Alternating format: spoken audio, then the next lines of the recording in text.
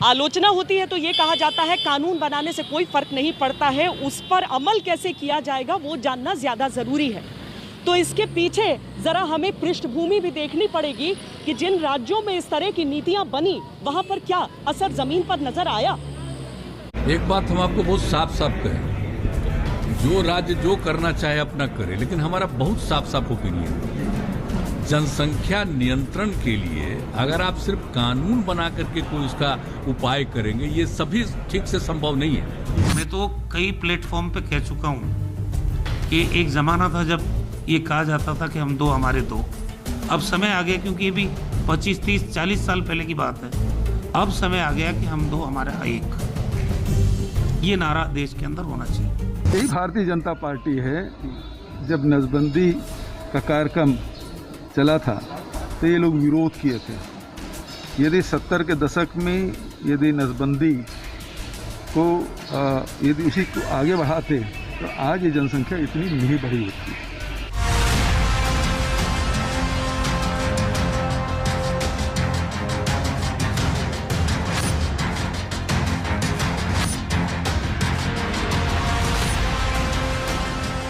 सियासत को मुद्दा मिला है, इसीलिए जमकर शोर है, हंगामा है, और इसने जोर तब से पकड़ा जब से यूपी में जनसंख्या नियंत्रण का अध्याय खुला।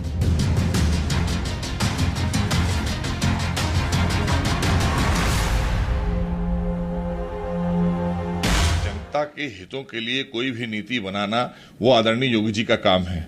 और जो पिछली सरकारें थीं उन्होंने जनता के हितों के लिए नहीं, अपने हितों के लिए नीति वो बनाते थे। हम जनता के हितों के लिए बनाते हैं। जनसंख्या नियंत्रण को लेकर भी बहुत बड़ी चिंता एक उत्तर प्रदेश की आम जनता की है, क्योंकि जनसंख्या नियंत्रण होगी तो हम योजनाओं का लाभ सीधा पहुंचा पाएंगे, उनको मिलने वाली फैसिलिटीज दे पाएंगे। तो इस पर तो अल्लाह के ऊपर छोड़ो, जो जिसका पैदा होगा वो उसका अपना रिस्क, अपनी जो की किस्मत साथ लेके आता है। वो इसमें ये थोड़ी है कि उसे अगर वो आ जाएगा तो देश में बिल्कुल नहीं भुखमरी हो जाएगी। अरे भुखमरी तो अब देश आज भी हो रही है। विश्व जनसंख्या दिवस पर उत्तर प्रदेश ने अपनी जनसंख्या नीति सार्वजनिक की, जिसमें स्पष्ट था कि 2 से अधिक बच्चे होने पर सरकारी नौकरी से लेकर स्थानीय निकाय चुनाव लड़ने पर रोक का प्रावधान रखा गया है। 2 से अधिक बच्चे होने पर कम से कम 70 सरकारी परियोजनाओं का लाभ भी न देने का प्रावधान है। 2 से अधिक बच्चे होने पर सरकारी प्रमोशन न मिलने या नौकरी से बर्खास्त करने का भी प्रावधान है। परिवार नियोजन के तरीके अपनाने वाले परिवार को सरकारी प्रोत्साहन और लाभ देने की भी योजना शामिल है। जनसंख्या स्थिरीकरण का जो प्रयास है, यह समाज की व्यापक जागरूकता के साथ जुड़ा हुआ है। हमें इस बात को नहीं भूलना चाहिए कि अगर समाज में जहां गरीबी है, वहां जनसंख्या वृद्धि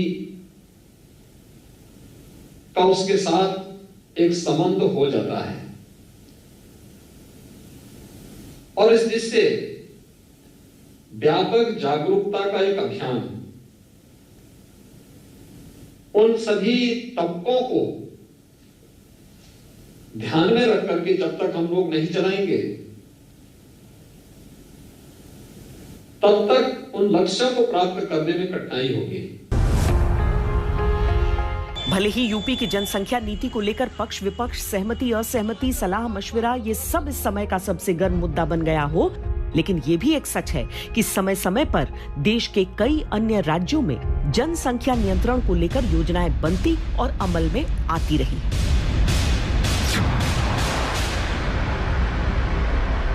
We want to work with the minority Muslim community to reduce population burden.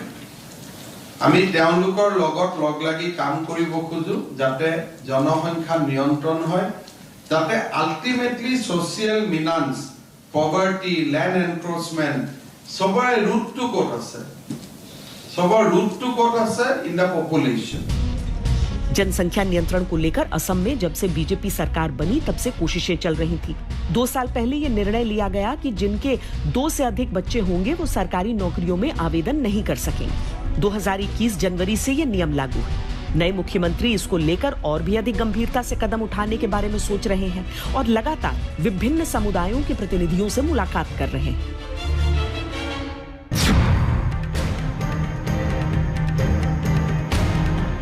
Maharashtra में महाराष्ट्र सिविल सर्विस नियम 2005 के तहत 2 बच्चों से अधिक होने पर नौकरी से बर्खास्त करने का प्रावधान है।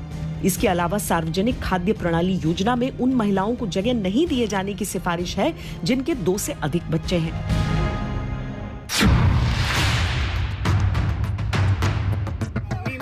– 2005 में गुजरात सरकार के एक संशोधन के अनुसार जिनके 2 से अधिक बच्चे हैं वो पंचायत, म्यूनिसिपैलिटी या म्यूनिसिपल कॉर्पोरेशन का चुनाव नहीं लड़ सकते। ये नियम तब बना जब नरेंद्र मोदी गुजरात के मुख्यमंत्री थे।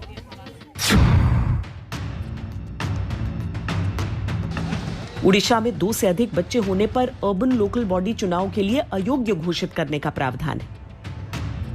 मध्य प्रदेश में सरकारी नौकरियों और न्यायिक सेवाओं में 2 से अधिक बच्चे होने पर अयोग्य करने का प्रावधान है। बिहार और उत्तराखंड में भी कई तरह के चुनावों में 2 से अधिक बच्चे होने पर अयोग्य करने का प्रावधान रहा है, लेकिन अभी उसका असर म्युनिसिपल चुनावों तक ही सीमित दिखता है। आज के समय के साथ ये जरूरी था और ये मेरा ख्याल है ये पहले ही लागू हो जाना चाहिए था। रोजगार की बहुत बड़ी समस्या है, अभी भी अगर आप देखें तो बहुत बड़ी समस्या है। बहुत सारे बेरोजगार हैं अपने देश में।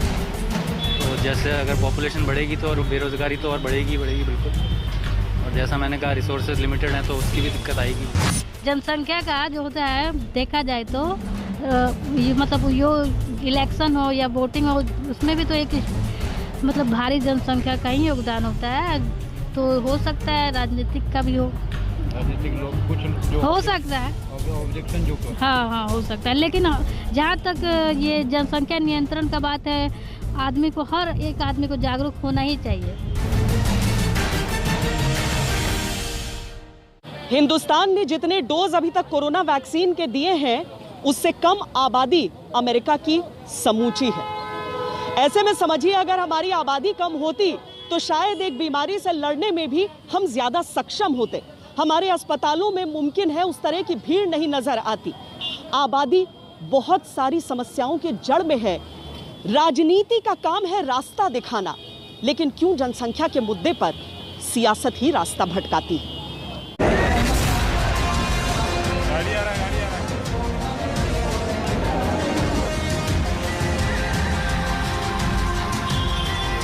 महिलाएं पूरे तौर पर पढ़ी रहेंगी तो इतनी जागृति आती है, इतना कॉन्शसनेस होता है कि अपने आप प्रजनन दर घटेगा। इस बात का भी ध्यान दें कि कोई भी हमारे मजहब के हिसाब से, और मैं समझता हूँ मेरे हिंदू भाइयों के मजहब के हिसाब से भी एबॉर्शन नहीं होनी चाहिए। माँ के पेट में बच्चों की हत्याएं नहीं होनी चाहिए।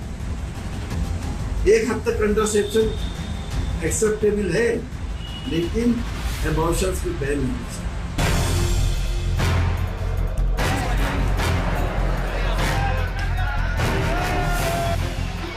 जब नीति नियंता ही कानून को गैर जरूरी मानते हैं, तब जनता के लिए उसका महत्व अपने अपने हिसाब से तय करने की थोड़ी स्वतंत्रता मिल जाती है। वैसे आजादी के 75 सालों में जन जागरूकता के प्रयास लगातार चलते रहे, लेकिन नतीजा जीरो। भारत की जनसंख्या फटने की स्थिति में पहुंच चुके ज्वालामुखी जैसी हो चुकी है। देखिए, मैं जानता था कि इसमें विवाद होगा और लोग कहेंगे कि कानून की अपेक्षा हम लोगों को समझें या समझाएं, जैसा नीतीश कुमार जी ने भी कहा। मैंने अपने बिल में एक प्रावधान दिया है कि कानून जिस दिन बनेगा उसके 18 महीने तक इसका कोई भी कोअर्सिव एस्पेक्ट, कोई भी दमनकारी चीज़ें जो भेदभाव करेगा वह लागू नहीं होगा। कानून के सहारे हम 18 महीने तक लोगों तक पहुंचेंगे जो इस कानून से अपरिचित हैं या जनसंख्या के असंतुलन से अपरिचित हैं, जो दिग्भ्रमित हैं या जो बरगलाए गए हैं या जो किसी दकियानूसी सोच के शिकार हैं। इन 4 प्रकार के लोगों तक पहुंचने के लिए मैंने 18 महीने का वक्त दिया है। वैसे अगर कानून बन भी जाए और सही से उसका पालन न हो तो कानून भी बेमानी हो सकता है। राजस्थान इसका सबसे बेहतरीन उदाहरण है। इंदिरा जी ने नारा दिया था, हम दो हमारे दो। अब समय आ गया। मैंने तो पहले भी कई सार्वजनिक प्लेटफॉर्म पे मैंने राज्य के चिकित्सा मंत्री होने के नाते भी मैंने कहा है कि अब समय आ गया हम दो हमारे एक, और जनसंख्या जब तक नियंत्रित नहीं होगी, कितना ही विकास देश कर ले, सारी समस्याएं उसकी जड़ है बढ़ती हुई आबादी। सलाह अच्छी है, लेकिन अगर सही से लागू ही न हो तो क्या फायदा। राजस्थान में 29 साल पहले लगभग वैसा ही कानून बन चुका है जैसा उत्तर प्रदेश में योगी आदित्यनाथ अब बनाना चाहते हैं।